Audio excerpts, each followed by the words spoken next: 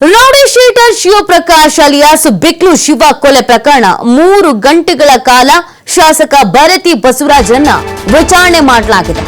ಭಾರತಿ ನಗರ ಠಾಣೆಯಲ್ಲಿ ನಡೆದಂತ ಭರತಿ ಬಸವರಾಜ್ ವಿಚಾರಣೆ ತನಿಖಾಧಿಕಾರಿ ಎಸಿಪಿ ಪ್ರಕಾಶ್ ರಾಠೋಡ್ರಿಂದ ವಿಚಾರಣೆಯನ್ನ ಮಾಡಲಾಗಿದೆ. ಜುಲೈ 23ರಂದು ಬುಧವಾರ ಮತ್ತೆ ವಿಚಾರಣೆಗೆ ಬರುವುದಕ್ಕೆ ಸೂಚನೆಯನ್ನ ನೀಡಲಾಗಿದೆ.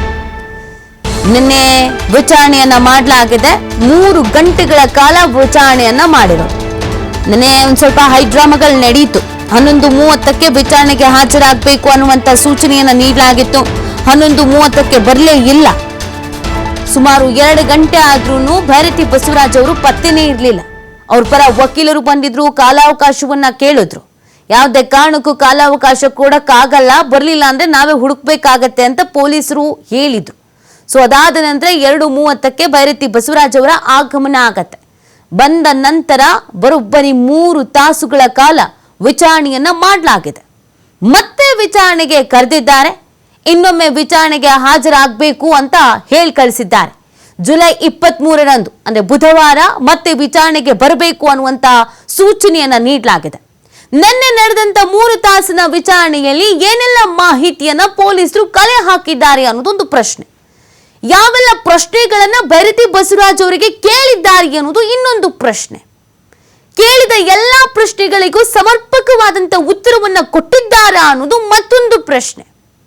ಈ ತನಿಖೆಯಲ್ಲಿ ಏನಾದ್ರೂ ಅನುಮಾನಗಳು ಮೂಡಿದೆಯಾ, ಏನಾದ್ರೂ ಗೊಂದಲಗಳು ಉಂಟಾಗಿದೆಯಾ, ಭೈರತಿ ಬಸವರಾಜ್ ಅವರ ಸ್ಟೇಟ್ಮೆಂಟ್ ಏನೇನಿದೆ, ಇದೆಲ್ಲವೂ ಕೂಡ ಕುತೂಹಲಕ್ಕೆ ಕಾರಣವಾಗ್ತಾ ಇದೆ. ಸೊ ನಿನ್ನೆ ನಡೆದಂತ ವಿಚಾರಣಾ ಸಂದರ್ಭದಲ್ಲಿ ಕೊಲೆ ಕೇಸ್ನಲ್ಲಿ ನನ್ನ ಪಾತ್ರ ಏನೂ ಇಲ್ಲ. ವಿಚಾರಣೆಯ ಬಳಿಕ ಶಾಸಕ ಭೈರತಿ ಬಸವರಾಜ್ ಈ ಸ್ಟೇಟ್ಮೆಂಟ್ ಕೊಟ್ಟಿದ್ದಾರೆ. ಎಸಿಪಿ ಕೇಳಿದಂತ ಎಲ್ಲ ಪ್ರಶ್ನೆಗಳಿಗೆ ಉತ್ತರಿಸಿದ್ದೇನೆ, ನನ್ನ ಪಾತ್ರ ಏನೂ ಇಲ್ಲ ಅಂತ ಎಸಿಪಿಗೆ ಹೇಳಿದ್ದೇನೆ. ಮತ್ತೆ ಬುಧವಾರ ಬರುವುದಕ್ಕೆ ಹೇಳಿದ್ದಾರೆ, ಬರ್ತೇನೆ. ಮತ್ತೆ ವಿಚಾರಣೆಗೆ ಬಂದು ನನ್ನ ಅನಿಸಿಕೆಯನ್ನ ತಿಳಿಸ್ತೇನೆ. ನನಗೆ ಯಾವ ಜಗದೀಶ್ ಪರಿಚಯ ಇಲ್ಲ, ಗೊತ್ತಿಲ್ಲ. ವಿಚಾರಣೆಯ ಬಳಿಕ ಶಾಸಕ ಭೈರತಿ ಬಸವರಾಜ್ ಈ ಸ್ಟೇಟ್ಮೆಂಟ್ ಅನ್ನ ಕೊಟ್ಟಿದ್ದಾರೆ. ಸೊ ಕೇಳಿದೆಲ್ಲ ಪ್ರಶ್ನೆಗೂ ಉತ್ತರ ಕೊಟ್ಟಿದ್ದೀನಿ. ಮತ್ತೆ ಬರಕ್ಕೆ ಹೇಳಿದ್ದಾರೆ ಬುಧವಾರ, ಅವತ್ತು ಕೂಡ ಬರ್ತೀನಿ, ಅವತ್ತು ಎಲ್ಲ ಉತ್ತರ ಕೊಡ್ತೀನಿ ಅಂತ ಹೇಳಿದ್ದಾರೆ. ಜೊತೆಗೆ ಈಗ A1 ಅಂತ ಕರೆಸ್ಕೊಳ್ತಾ ಇರೋನ್ಗೂ ನನಗೂ ಪರಿಚಯವೇ ಇಲ್ಲ, ಅವ್ನು ಯಾರು ಅಂತಾನೆ ನನಗೆ ಗೊತ್ತಿಲ್ಲ ಅಂತ ಕೂಡ ಇದೇ ಸಂದರ್ಭದಲ್ಲಿ ತಿಳಿಸಿದ್ದಾರೆ. ಇದು ವಿಚಾರಣೆ ಆದ ನಂತರ ಕೊಟ್ಟಂತ ಸ್ಟೇಟ್ಮೆಂಟ್. ತನಿಖೆಗೆ ಕರೆದಿದ್ರು, ತನಿಖೆಗೆ ಸಹಕಾರ ಕೊಟ್ಟಿದ್ದೀವಿ, ಮತ್ತೇನು ಕರಿತೀನಿ ಅಂತ ಹೇಳಿದ್ದಾರೆ.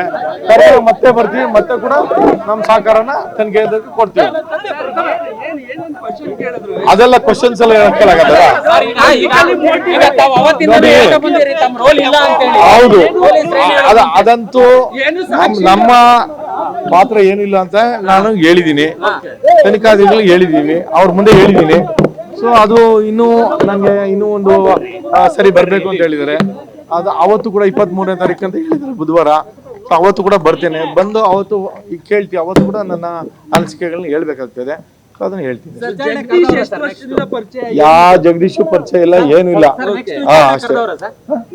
ಹೌದೌದು, ನೆಕ್ಸ್ಟ್ ಬುಧವಾರ ತನಿಖೆಗೆ ಕರೆದಿದ್ರು, ತನಿಖೆಗೆ ಸಹಕಾರ ಕೊಟ್ಟಿದ್ದೀವಿ.